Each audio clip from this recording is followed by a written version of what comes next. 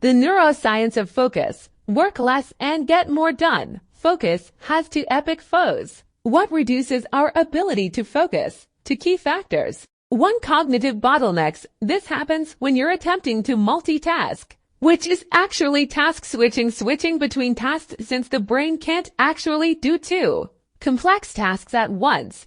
Chronic multitaskers cause excessive stress to their brain, which leads to mental exhaustion. Further, media multitasking, watching Netflix while constantly texting, for example, has been linked to reduced volume in the cingulate cortex, which helps to regulate emotions and behavior.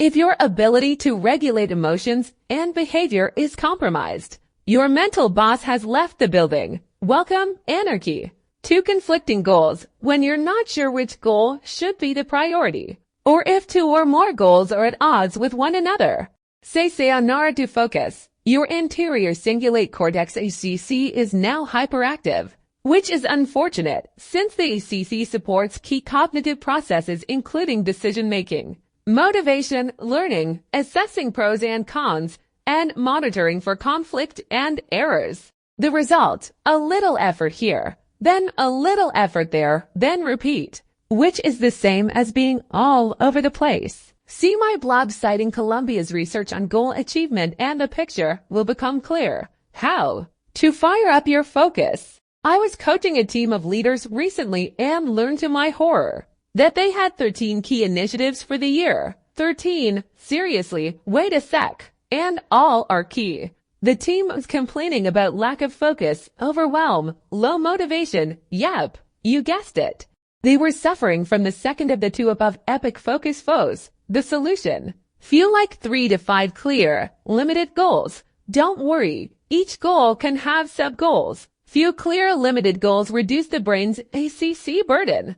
Lights up the prefrontal cortex so everyone can have insights and aspiration.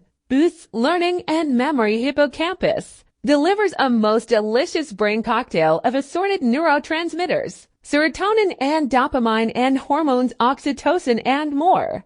Make sure you're clear on the what, why, when, and how of goal attainment. See our Kit 1, which breaks down the hows, which is where most people stumble when pursuing their goals. Transparency. Radical transparency helps everyone feel safety, belonging, mattering. How do you do this? Tell the truth. Good news, bad news. Include your team in what's happening and help them see how they can make a positive and helpful difference. They have a hunch if things aren't going well, best to just be upfront and move forward. Be consistent. Is your decision-making ambiguous? Communication unclear? Facial, body, voice messaging out of sync with what you're saying? Check in with yourself. Ask others how you come across, and tune up the amount of confidence you convey to your tribe. Give people power. Let everyone have the degree of autonomy that's appropriate for their capabilities. You want your team to experience performance satisfaction versus the pain of perpetual failure, since they don't have the capabilities they need and don't see how to gain them. Be fair, set standards, and stick to them. Fairness activates the ventral striatum and other reward areas of the brain. I call fairness out here as I still see entirely too much favoritism in the workplace, and it's often due to unconscious cognitive biases. Best to be aware of yours, and then work to bust them. Besides, being unfairly treated activates the brain regions associated with disgust and conflict. Are you sure you want that in your workplace? Be situational. Meanwhile, back on Earth, if a friend says, "Do I look fat in these jeans?" and your answer is yes, being diplomatic, you rock this other pair better than Elvis is advised. Know the level of transparency appropriate for the situation. Follow me on YouTube.